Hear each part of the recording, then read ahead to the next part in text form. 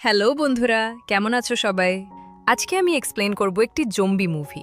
চলো বন্ধুরা, শুরু করা যাক। সিনেমাটি শুরু হয় একটি পরিবারকে দিয়ে, যারা অবৈধভাবে সীমান্ত পার হওয়ার চেষ্টা করছে। তারা একজন পাচারকারীর সাথে দেখা করে যে তাদের সাথে খুব খারাপ ব্যবহার করে। হঠাৎ তারা একটি দূরের পাহাড়ে একজন সৈন্যকে দেখতে পায়। ধরা পড়া ভয়ে তারা সবাই আতঙ্কিত হয়ে পড়ে। আচমকা সৈন্যটি নিচে লাফ দেয়। তাকে আর মানুষের মতো দেখাচ্ছে না। তার শরীরের নীল শিরা এবং কালো দাঁত দেখে বোঝা যায় যে সে জম্বিতে পরিণত হয়েছে। সে পুরো পরিবারকে আক্রমণ করে এবং তাদের সংক্রমিত করে। ভাইরাসের উৎস খুঁজে পেতে গল্পটি 2 দিন আগে ফিরে যায় এবং দেখায় যে একজন বিজ্ঞানী জম্বিদের ওপর পরীক্ষা নিরীক্ষা করছেন। একজন কমান্ডার সেখানে এসে বিজ্ঞানীকে বলেন যে তাদের শীঘ্রই ফলাফল দরকার, কারণ বড় নেতারা পরিদর্শনে আসছেন এবং এই প্রজেক্টের সমস্ত দায়িত্ব তাদের ওপর। এরপর দৃশ্যটি কারাগারে থাকা এক গ্যাংস্টারের কাছে চলে যায়। জেলেও তার এত ক্ষমতা যে সে ভেতর থেকেই তার ড্রাগ ব্যবসা পরিচালনা করে। আজ তাকে এমন এক বিশেষ কারাগারে নিয়ে যেতে হবে যেখান থেকে কেউ কোনোদিন পালাতে পারেনি। পুলিশ এবং রেঞ্জারদের জন্য এটি একটি অত্যন্ত কঠিন কাজ। এরপর দৃশ্যটি একটি ল্যাবে যায়, যেখানে একজন মন্ত্রী পরীক্ষাগুলো পরিদর্শন করতে এসেছেন। আমরা জানতে পারি যে বিজ্ঞানী এমন একটি ওষুধ তৈরি করছেন যা সৈন্যদের কোনো ব্যথা অনুভব করতে দেবে না, ফলে তারা মারাত্মক আহত হওয়া সত্ত্বেও যুদ্ধ চালিয়ে যেতে পারবে। এটি তৈরির জন্য তিনি পশু এবং পোকামাকড়ের রক্ত ব্যবহার করছেন। তিনি মন্ত্রীর সামনে একটি শূকরের শরীরে সেই ড্রাগ ইনজেকশন দেন, কিন্তু শক্তিশালী হওয়ার পরিবর্তে শূকরটি সঙ্গে সঙ্গে মারা যায়। এটি দেখে মন্ত্রী রেগে যান। তিনি বলেন যে বিজ্ঞানী শুধু শুধু সময় নষ্ট করছেন এবং তার কাছে সুপার সোলজার তৈরির জন্য মাত্র 1 সপ্তাহ সময় আছে, যার অর্থ তাকে দ্রুত সবাইকে ফলাফল দেখাতে হবে। বকুনি খাওয়ার পর বিজ্ঞানী রাগের মাথায় একটি শূকরকে ডাবল ডোজ ওষুধ দিয়ে মৃত শূকরগুলোর সাথে রেখে দেন।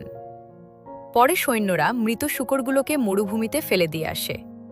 এদিকে কারাগারে গ্যাংস্টার আলোনসোর সাথে কাজ করা এক মহিলা সাংবাদিক সেজে ভেতরে ঢোকে।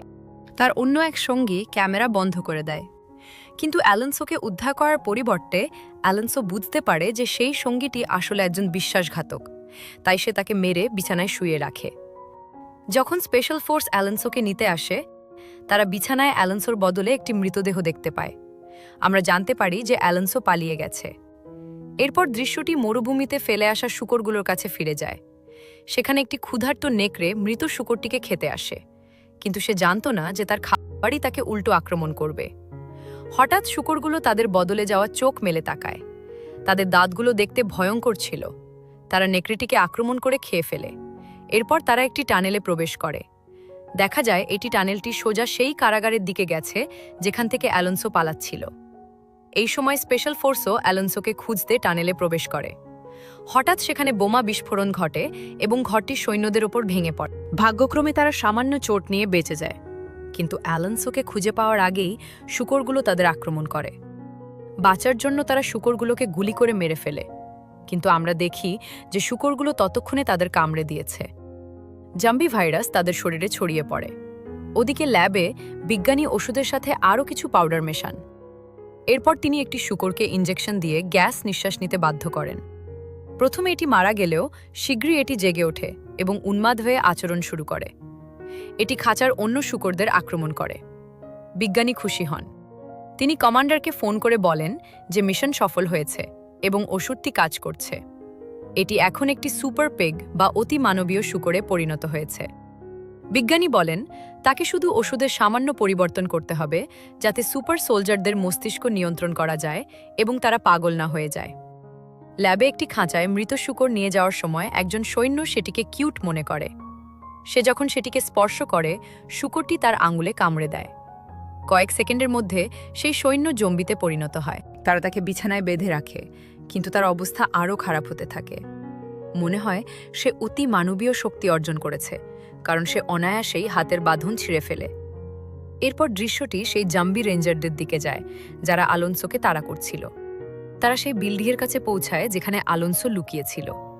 পথে তারা সাপ থেকে শুরু করে যা দেখছে সব খেয়ে ফেলছে। জাম্বি হওয়া সত্ত্বেও তারা তাদের মিশনে অটল থাকে। আমরা দেখি আলোনসো তার ছেলেকে একটি ড্রোন দেয়। সে তাকে সতর্ক করে যাতে ড্রোন ওড়ানোর সময় সে বাইরে না যায়, কিন্তু ছেলেটি তার কথা শোনে না। সিনেমার শুরুতে দেখা সেই পাচারকারী যে এখন জাম্বি হয়ে গেছে, সে শিশুটির সামনে চলে আসে। ভেতরে কেউ বাচ্চাটির জন্য চিন্তিত ছিল না, কারণ তারা একজন গুপ্তচরকে ধরার চেষ্টায় ব্যস্ত ছিল, যে আলোনসোর অবস্থান ফাঁস করার চেষ্টা করছিল। গুপ্তচরটি পালিয়ে সেই টানেলে ঢুকে পড়ে যা আলোনসো ব্যবহার করেছিল। আলোনসোর সহকারী লক্ষ্য করে যে শিশুটি নিখোঁজ এবং সে তাকে জাম্বিটির কাছে খুঁজে পায়। শিশুটি বিভ্রান্ত হয়ে জম্বিটির সামনে দাঁড়িয়েছিল। জম্বিটি আক্রমণ করতে গেলে সহকারী এগিয়ে আসে এবং ছেলেটিকে বাঁচায়। তবে জম্বিটি সহকারীকে কামড়ে দেয়। সে জানত যে সেও জম্বি হয়ে যাবে, তাই সে ছেলেটিকে তার বাবার কাছে পালিয়ে যেতে বলে। ছেলেটি দৌড়ে আলোনসোর কাছে যায় এবং তাকে সহকারীর কাছে নিয়ে আসে। তারা তাকে মৃত অবস্থায় দেখতে পায়। আলোনসোর ছেলে খুব কষ্ট পায়, কারণ সে লোকটিকে পছন্দ করত। সে তাকে বন্দুক চালানো শেখাচ্ছিল। হঠাৎ সহকারীটি জম্বি হিসেবে জেগে ওঠে এবং ছেলেটিকে ধরে ফেলে। আলোনসো তাকে গুলি করে মারে। ছেলেটি বুঝতে পারে কি ঘটছে এবং তার বাবাকে জম্বি সম্পর্কে বলে, কিন্তু আলোনসো তাকে বিশ্বাস করে না এবং উল্টো বকাঝকা করে। এদিকে ল্যাবে সেই সৈন্যটি হ্যালুসিনেশন দেখতে শুরু করে। বিজ্ঞানী তাকে পরীক্ষার জন্য টেবিলে বেঁধে রাখেন। সৈন্যটি কণার একটি অদ্ভুত জগৎ দেখতে পায় যা তাকে প্রচণ্ড যন্ত্রণা দেয় এবং সে প্রচণ্ডভাবে কাঁপতে থাকে। বিজ্ঞানী তার হৃৎপিণ্ডে একটি ইঞ্জেকশন দেন এবং জম্বিটি শান্ত হয়। তিনি তার টিমকে বলেন যে পরীক্ষাটি সফল হয়েছে এবং তারা একটি সুপার সোলজার তৈরি করতে পেরেছেন।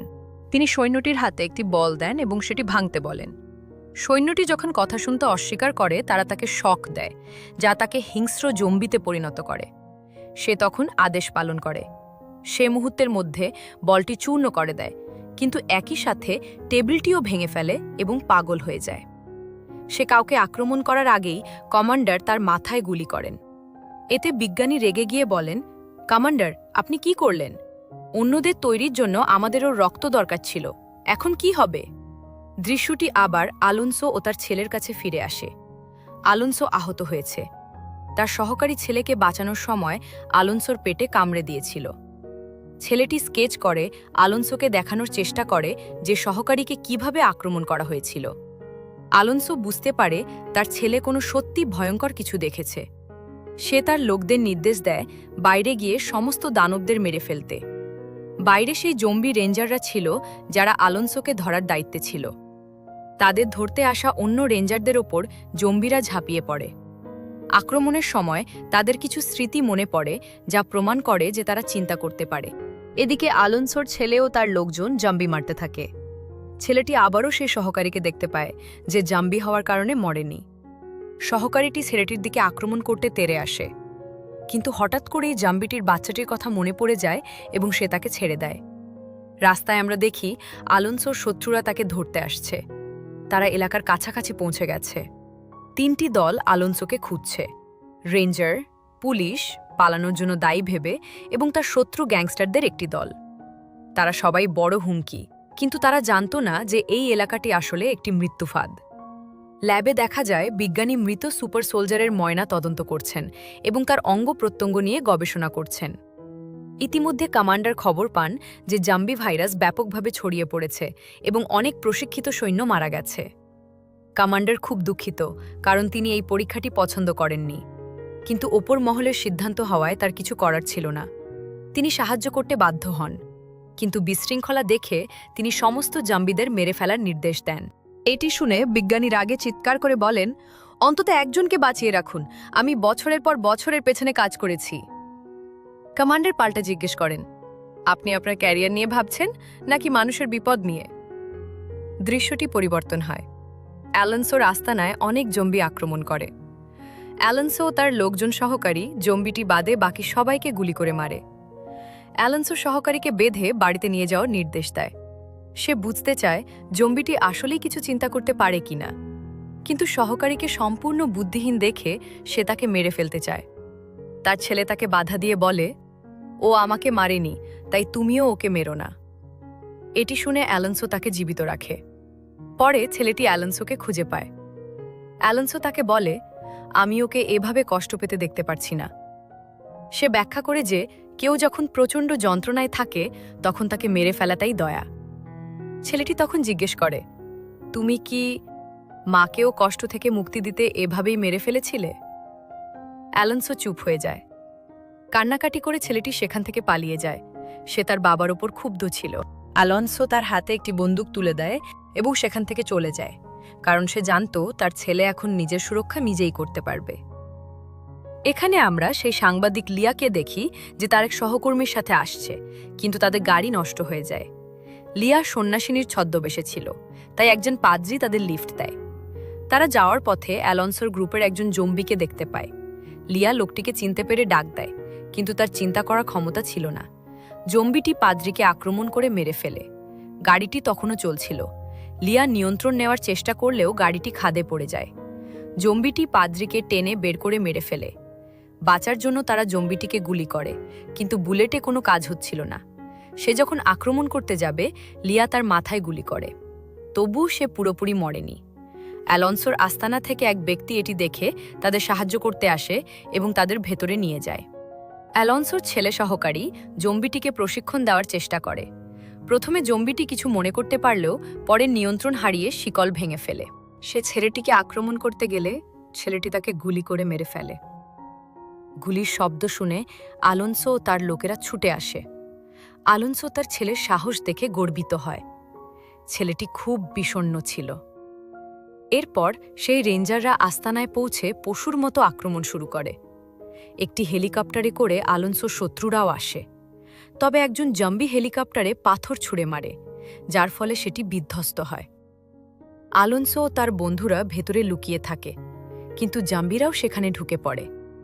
অ্যালোনসো ও তার ছেলে খেলনার নিচে লুকিয়েছিল, কিন্তু একজন মহিলা জম্বি রেঞ্জার অ্যালোনসোকে খুঁজে পায় এবং তার গলা টিপে ধরে। নিজেকে বাঁচাতে অ্যালোনসো জম্বিটিকে নিয়ে জানলা দিয়ে বাইরে লাফ দেয়। জম্বিটি তার উপর চেপে বসে তাকে প্রায় মেরেই ফেলছিল। ঠিক সেই মুহূর্তে অ্যালোনসোর ছেলে এসে জম্বিটির মাথায় গুলি করে বাবাকে বাঁচায়। আতঙ্কিত শিশুটি দৌড়ে বের হওয়ার সময় অন্য এক জম্বির মুখে পড়ে। সে একটি টেবিলের নিচে লুকায়। জম্বিটি তাকে দেখে আক্রমণ করতে গেলে লিয়া তাকে গুলি করে। আমরা দেখি লিয়া পুরো ঘটনাটি রেকর্ড করছে, জম্বিদের মানুষের ওপর আক্রমণ এবং চারপাশের হত্যাকাণ্ড। অ্যালোনসো সেখানে এসে লিয়াকে বকাবকি করে। লিয়া অ্যালোনসোর সাথে ছিল ঠিকই, কিন্তু সে আসলে একজন সাংবাদিক। সে অ্যালোনসোকে ব্যবহার করেছিল বড় বড় ক্ষমতাধর মানুষের খবরের জন্য এবং নিজের খ্যাতির জন্য। লিয়া এই বিপদেও মানুষের চেয়ে নিজের ক্যারিয়ার নিয়ে বেশি ভাবছিল দেখে অ্যালোনসো প্রচণ্ড রেগে যায়। বাইরে অ্যালোনসোর লোকেরা আগুন এবং মাথায় আঘাত করে জম্বিদের সাথে লড়াই করে। এমন সময় একটি আর্মি ট্রাক আসে। কমান্ডার জম্বিদের বেরিয়ে আসতে বলেন, নয়তো মেরে ফেলার হুমকি দেন। অ্যালোনসো ও তার বন্ধুরা বুঝতে পারে সৈন্যরা জম্বিদের জন্য এসেছে, তাদের জন্য নয়। তাই তারা পালানোর সিদ্ধান্ত নেয়। তাদের সাথে দুই শত্রুও ছিল, কিন্তু বাঁচার তাগিদে তারা এক হয়ে যায়। প্রথম জম্বি কমান্ডারদের দেখা যায় যারা মানুষের মতো বন্দুক ফেলে আত্মসমর্পণ করছে। তারা দেখানোর চেষ্টা করে যে তাদের মস্তিষ্ক এখনও মানুষের মতো কাজ করছে। তারা চিন্তা করতে পারে এবং শত্রুদের চিনতে পারে। এটি শুনে বিজ্ঞানী খুশি হন, কারণ তার পরীক্ষা সফল হয়েছে। তিনি এই জম্বি সৈন্যদের বাঁচাতে চান, কিন্তু কমান্ডার কোনো কথা না শুনে গুলি চালানোর নির্দেশ দেন। সৈন্যরা গুলি শুরু করলে জম্বিরা পালিয়ে যায়। আমরা দেখি অ্যালোনসো ও তার দল সেই টানেল দিয়ে কারাগারের দিকে ফিরে যাচ্ছে। একটি জম্বি অ্যালোনসোকে তাড়া করে তার হাত কামড়ে দেয়। অ্যালোনসো জম্বিটিকে গুলি করে ছাড়িয়ে নেয় এবং তার ক্ষত লুকিয়ে রাখে। তারা মেক্সিকোর দিকে রওনা হয়। এটি স্পষ্ট হয়ে যায় যে অ্যালোনসো মেক্সিকোতে ভাইরাসটি বহন করে নিয়ে যাচ্ছে, যার ফলে সেখানেও মহামারী ছড়িয়ে পড়বে। এভাবেই সিনেমাটি শেষ হয়। তো বন্ধুরা, আজকের মুভির এক্সপ্লেইন কেমন লাগলো? লাইক কমেন্ট করে নিশ্চয়ই জানাবেন। দেখা হচ্ছে পরে ভিডিওতে। ততক্ষণ ভালো থাকবেন। টাটা।